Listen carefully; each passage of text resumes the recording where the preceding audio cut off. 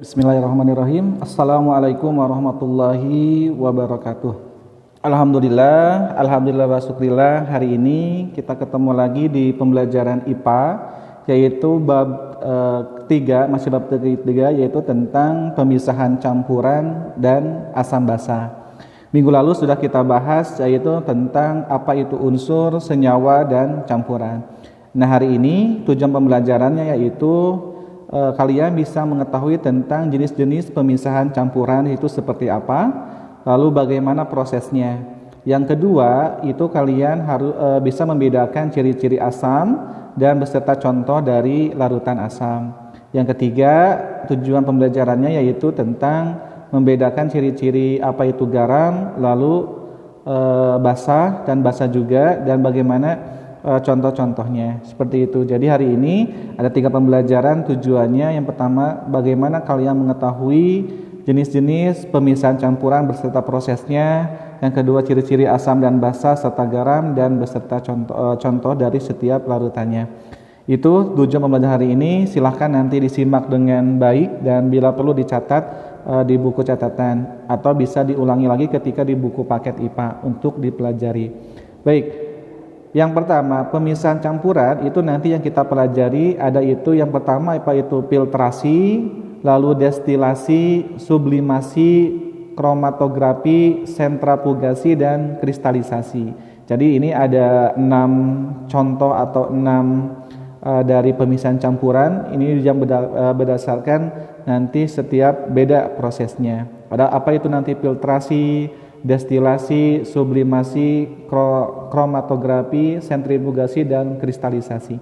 Minimal kalian bisa mendengar istilah-istilah tentang pemisahan campuran daripada bidang kimia.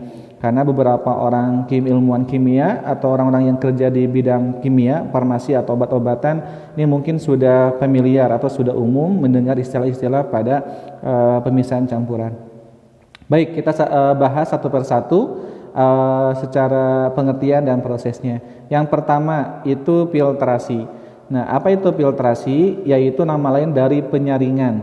Jadi filtrasi itu nama lain dari penyaringan. Nah, contohnya berdasarkan perbedaan ukuran partikel. Jadi dikatakan filtrasi atau penyaringan itu berdasarkan perbedaan ukuran partikel. Contoh misalnya ini peralatan yang bidang penyaringan, misalnya ini larutan misalnya yang terdalam apa, nanti ada proses penyaringan di sini ya, lalu menghasilkan larutan filtrat di sini yang sudah tersaring di sini. Lalu untuk yang diendap itu namanya residu, kalau yang hasil persaringannya namanya filtrat, kalau yang itunya ampasnya itu residu.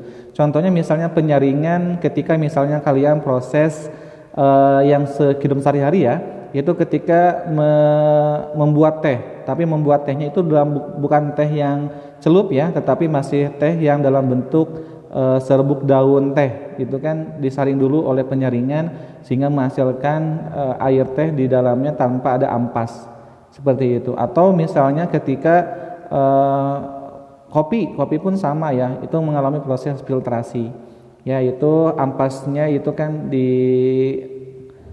disaring lalu menghasilkan air kopi yang murni atau yang jernih, seperti itu. Jadi filtrasi itu atau apa?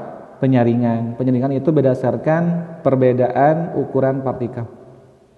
Itu ya. Baik, itu yang pertama.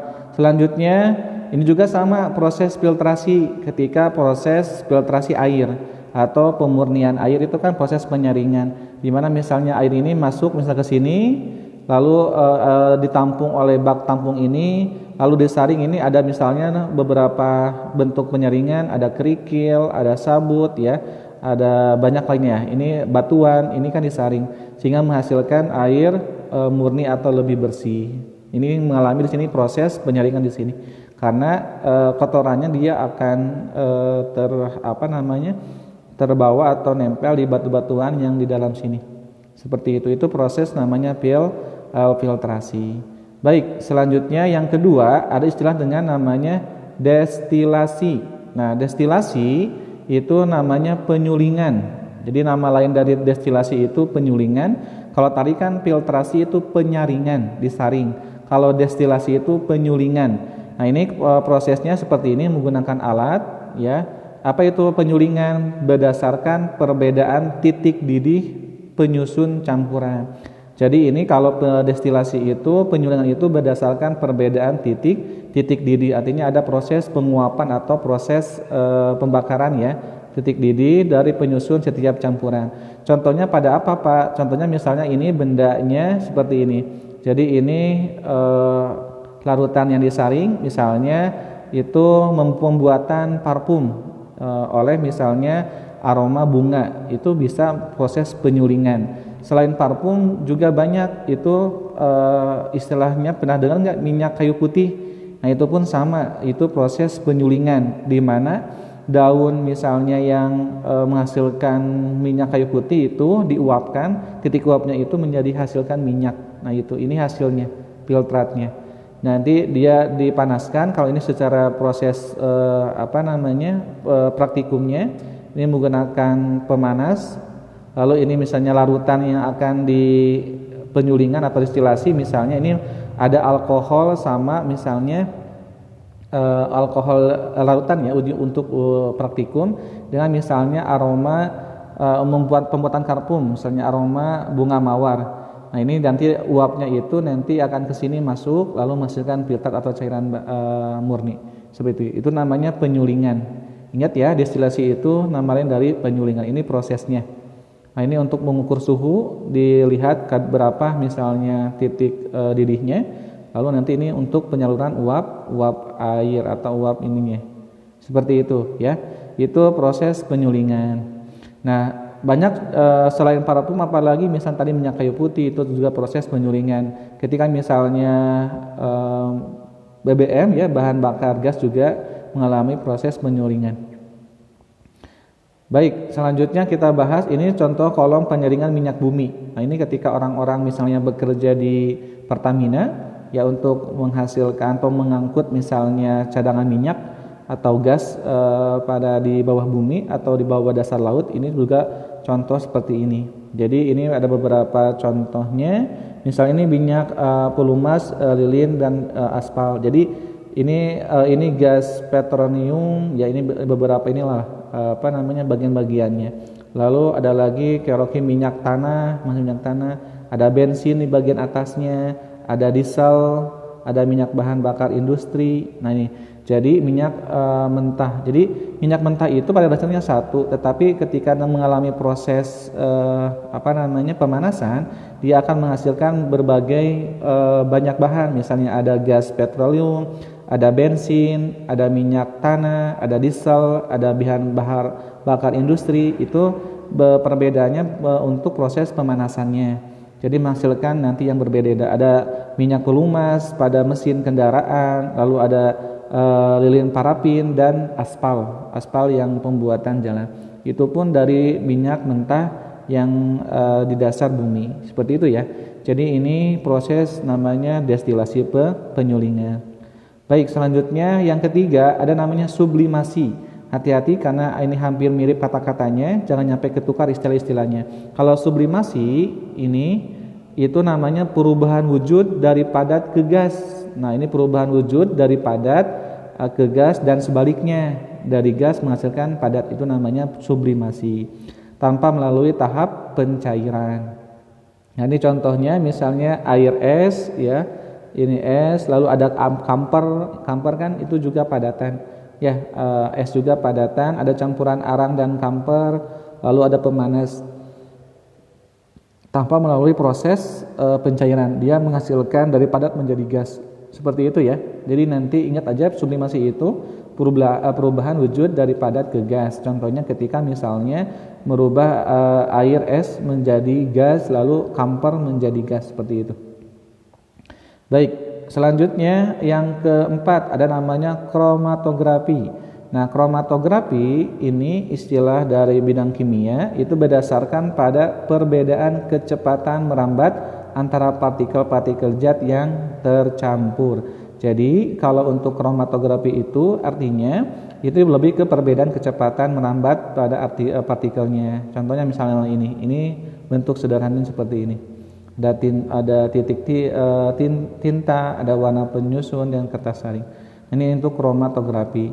Nah, ini yang berikutnya sentrifugasi. Nah, kalau sentrifugasi ini nama lain dari pemisahan dengan memanfaatkan rotasi. Jadi berputar. Jadi sentrifugasi itu pemisahan dengan memanfaatkan rotasi. Rotasi itu logik. Contohnya itu molekul yang lebih berat akan mengendap sehingga mudah dipisahkan. Nah, ini ketika misalnya untuk menguji misalnya plasma atau darah pada manusia, plasma totalnya, lalu ada sel darah putih, sel darah merah. Itu kan di dalam satu titik darah kita itu ada plasma darah yang kepingnya ada yang sel darah putih, sel darah merah dan yang lainnya. Itu menggunakan sentrifugasi. Nah, nanti dilihat. Baik, selanjutnya yang kelima ada namanya kristalisasi. Nah, kalau kristalisasi itu namanya sama mengkristalan, itu memanfaatkan proses penguapan. Ya, contohnya misalnya ini kan pemanas spiritus. Nah, ini lalu ada cawan penguap. Nah, ini larutan garam atau air laut misalnya. Ini proses kristalisasi. Jadi misalnya air laut menghasilkan garam yang berupa padatan. Itu kan kristalisasi. Seperti itu ya. Jadi bisa dipahami terkait tentang pemisahan campuran itu ada 6. Nanti mulai dari filtrasi, penyaringan berdasarkan perbedaan ukuran partikel ya. Ini contoh-contohnya destilasi itu penyulingan, itu berdasarkan titik didih penyusun campuran. Itu lebih peralatannya untuk dipanaskan. Lalu ini komponen penyangga minyak bumi seperti itu. Lalu ada sublimasi, yaitu perubahan wujud dari padat ke gas dan sebaliknya. Lalu ada kromatografi berdasarkan pada perbedaan kecepatan merambat partikel yang tercampur. Terakhir sentrifugasi itu pemisahan dengan memakan rotasi. Terakhir kristalisasi itu mengkristalisasikan itu bentuk cair menjadi padatan atau bentuk gas menjadi padatan. Baik, seperti itu ya. Mudah-mudahan bisa dipahami. Kita lanjut ke yang kedua, yaitu tentang asam basa. Nah, asam basa mungkin yang sering kalian banyak ketemu itu ketika misalnya makan bakso. Itu kan ada beberapa orang yang memakai cuka atau cuka dapur ya. Itu juga asam. Lalu beberapa dari buah-buahan itu mengandung asam, limau ya, jeruk nipis, jeruk gitu kan, Bang. Lalu ada sebaliknya basa. Basa itu ketika misalnya ada larutan obat mah, itu kan sifatnya basa. Lalu ada garam, itu jelas untuk bumbu masakan. Kita bahas asam, basa dan garam. Nah, ini masuk ke pelajaran kimia juga ya, larutan. Nah, kita bahas sifat asam, basa dan garam. Yang pertama kita bahas itu asam. Asam itu buah-buahan yang masih muda akan terasa masam atau asam. Ini secara pengertiannya adalah zat yang dalam air dapat menghasilkan ion hidrogen. Jadi secara pengertian asam itu artinya zat yang dalam air terdapat menghasilkan ion hidrogen atau H+, itu lambangnya asam. Menghasilkan ion hidrogen atau H+ itu asam. Nah, sifat-sifat asam apa aja? Nah, ini perlu diketahui. Yang pertama, mempunyai rasa masam atau asam, itu jelas ya. Yang kedua, mengubah lakmus biru menjadi merah. Ini kalau kita misalnya offline, ini bisa kita praktikum larutan asam basa. Membedakan menggunakan kertas lakmus. Lakmus itu kertas yang sebagai indikator untuk mengetahui suatu larutan bersifat asam atau basa. Ketika misalnya mengubah lakmus biru itu menjadi merah, berarti dia sifat asam. Tapi misalnya merah tetap merah, seperti itu ya. Ini bisa dipraktekkan. Atau misalnya selain menggunakan lakmus juga bisa menggunakan larutan kunyit ya, misalkan kunyit itu bisa sebagai indikator alami. Yang ketiga bersifat korosif. Apa itu korosif? Merusak bahan lewat reaksi kimia. Bersifat korosif itu nama lain dari pengkaratan ya, berkarat, itu merusak bahan kimia. Makanya ketika hujan, ketika ada besi tanpa dilapisi oleh cat, dia akan berkarat karena sifat air hujan itu bersifat asam.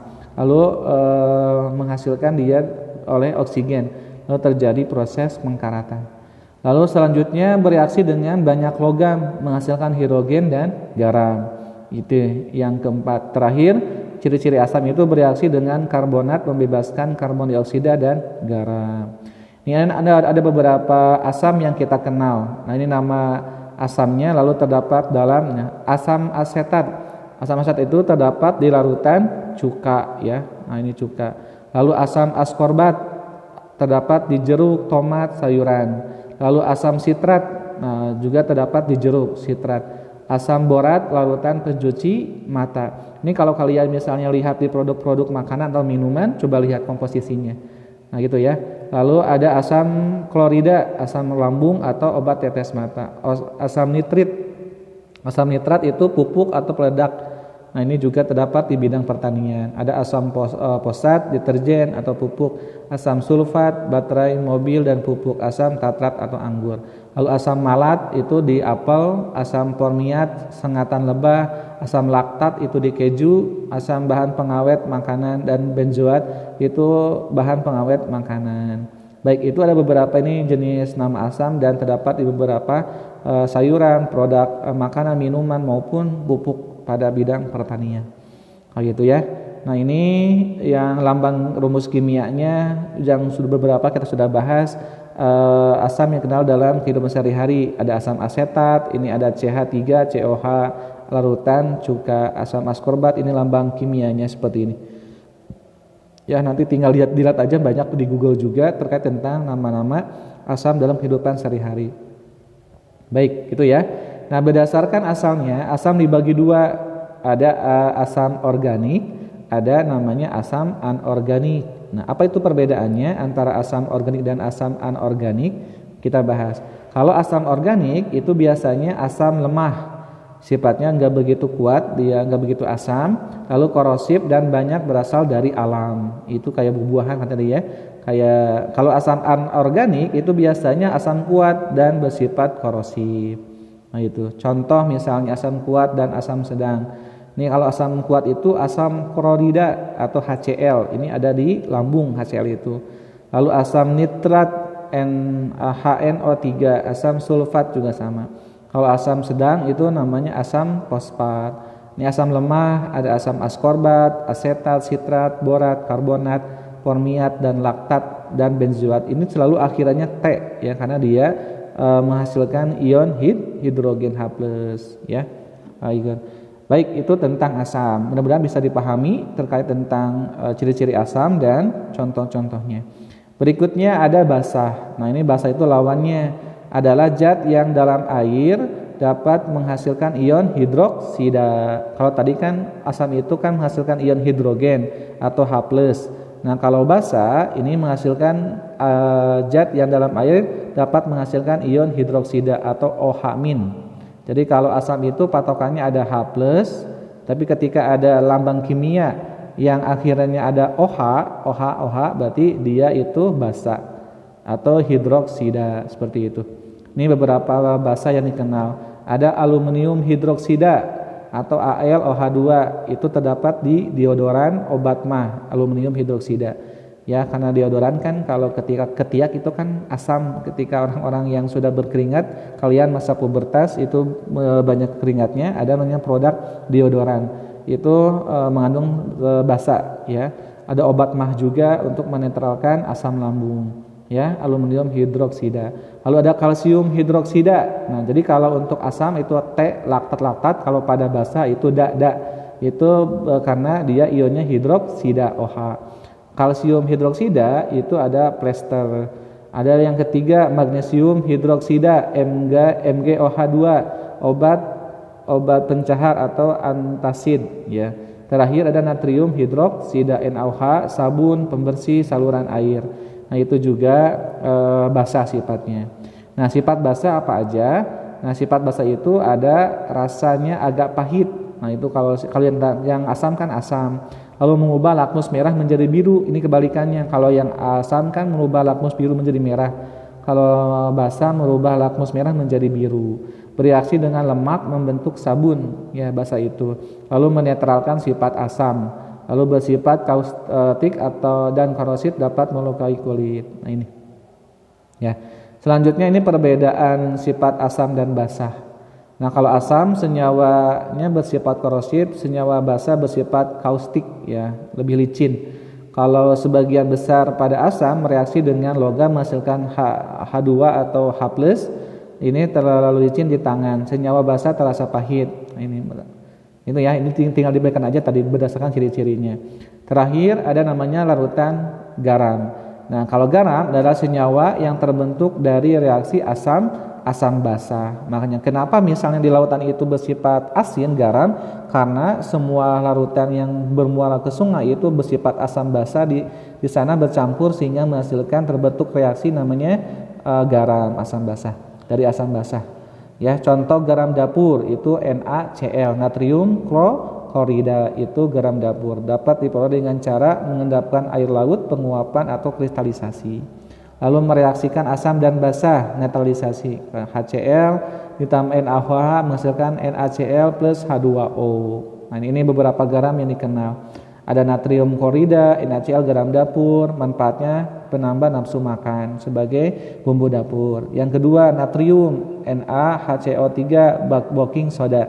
Baking soda itu untuk pengembang kue biasanya. Lalu ada bikarbonat, kalsium bikarbonat itu CaCO3.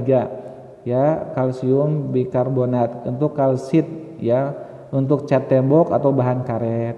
Ada kalium nitrat, ya, kalium nitrat KNO3 sebagai salveter, pupuk atau bahan peledak. Lalu ada kalium nitrat itu potas, sabun atau kaca. Lalu ada kalium fosfat sebagai deterjen dan yang lainnya. Nah, ini reaksi netralisasi berguna bagi manusia antara lain untuk dari produk asam lambung yang berlebihan dapat dinetralkan dengan basa. Tanah yang sudah terlalu asam, misalnya untuk bidang pertanian, oleh petani dinetralkan dengan senyawa basa. Lalu pasta gigi dibuat mengandung basa untuk menetralkan mulut yang bersifat asam. Ada pasta gigi, obat lambung, ya, deodoran, itu kan berdasarkan kimia. Itu. Nah, ini indikator asam basa itu yaitu zat yang memberikan warna yang berbeda dalam lingkungan asam dan lingkungan basa. Beberapa indikatornya ada katastalagmus, larutan indikator, dan indikator alami. Nah, seperti itu ya. Nah, ini contoh yang bisa kita praktekkan kalau kita offline. Ini namanya lakmus biru, ini lakmus merah.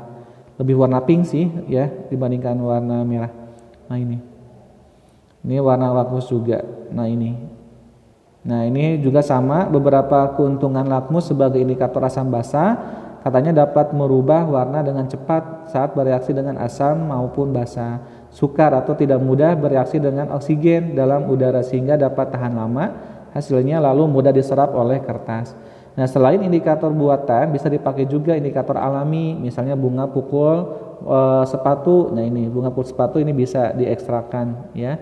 Lalu yang berikutnya kunyit juga sama ya, cairan kunyit. Lalu ada kulit manggis juga sama ya sebagai indikator untuk asam basa. Lalu misalnya bunga mawar pun bisa, kubis ungu bisa juga ya. Yang kol warna ungu itu sebagai indikator asam basa juga bisa. Nah, ini ada beberapa misalnya indikator warna ekstrak kubis ungu atau kol ungu dalam larutan asam basa. Nah, asam kuat nanti ketika menggunakan kol warna ungu itu akan berubah menjadi merah tua. Nah, itu berubah indikatornya, berarti dia bersifat asam. Kalau asam menengah warna merah, kalau asam lemah itu merah keunguan. Ya, itu. Kalau netral dia ungu sesuai dengan warna larutan dari kol ungu. Kalau basa menjadi biru kehijauan. Nah, indikator basa. Jadi kalau basa menengah warna hijau, dan kalau basa kuat itu warna kuning. Ya, merubahnya seperti itu.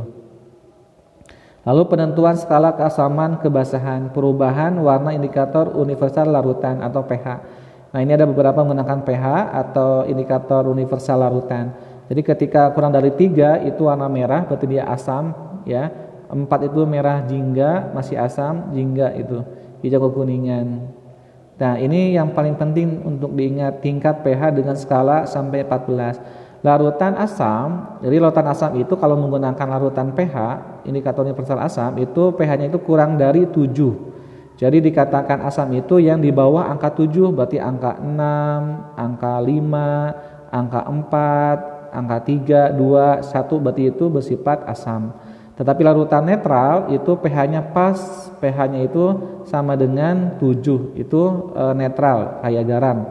Nah, kalau basah berarti kebalikannya, di atas 7 berarti 8, 9, ya 10. Angka 10 itu dia bersifat basah. Kalau misalnya 7,5 berarti masuknya ke basah. Kalau masuknya misalnya 6,9 berarti dia asam, seperti itu. Nah, ini contoh indikator universal atau ada angka-angkanya, itu menggunakan kertas pH. Ini juga bisa digunakan. Nanti lihat warnanya. Nah, ini ada kuis, nanti silakan dicatat atau dijawab di grup Telegram. Di Ustadz tidak akan ngetik ulang pertanyaannya, nanti silakan kalian coba jawab, boleh menjawab satu soal saja. Nanti silakan jawabannya di Telegram. Jawabannya pertanyaan bawah ini, yang pertama sebutkan 3 contoh larutan asam dalam kehidupan sehari-hari. Nah, itu ya pertanyaan yang pertama. Yang kedua, sebutkan 4 perbedaan sifat asam dan basa. Itu kuis yang nomor 2. Yang ketiga, jelaskan apa yang dimaksud reaksi penetralan. Yang keempat, sebutkan 3 kuntungan lakmus digunakan sebagai indikator asam basah. Yang terakhir, sebutkan 3 bahan alami yang dapat digunakan sebagai indikator asam basah. Ada 5 pertanyaan kuis, silahkan dijawab di Telegram saja, boleh 1 pertanyaan saja. Ya, seperti itu. Nanti untuk absen pun boleh di Telegram. Minggu depan kita ketemu lagi sama Ustadz, itu di minggu depan itu ulangan di bab yang ketiga ya. Nanti silakan baca-baca di buku paket IPA-nya mulai dari awal bab 3 sampai terakhir asam basah ya. Nanti menggunakan Google Form. Minggu depan ulangan IPA ya. Mudah-mudahan dimaksimalkan hasilnya, lalu belajarnya, lalu diatur review atau pengulangannya dari awal sampai akhir. Boleh lihat lagi video Ustadz dari bab yang ketiga sampai hari ini, atau di buku paket baca-baca, atau soal-soal latihannya silakan dikerjakan. Baik, itu saja hari ini. Semoga ada manfaatnya, menambah wawasan dan menambah keilmuan untuk semuanya, dan menambah keberkahan. Tetap menjaga kesehatan dan keselamatan ya, jaga semuanya. Mudah-mudahan kita bisa segera ketemu tatap muka langsung di sekolah. Kita tutup dengan bacaan hamdalah bersama-sama. Alhamdulillahirabbil alamin. Doa kafatul majlis. Subhanakallahumma wa bihamdika astaghfiruka wa atubu ilaik. Wassalamualaikum warahmatullahi wabarakatuh.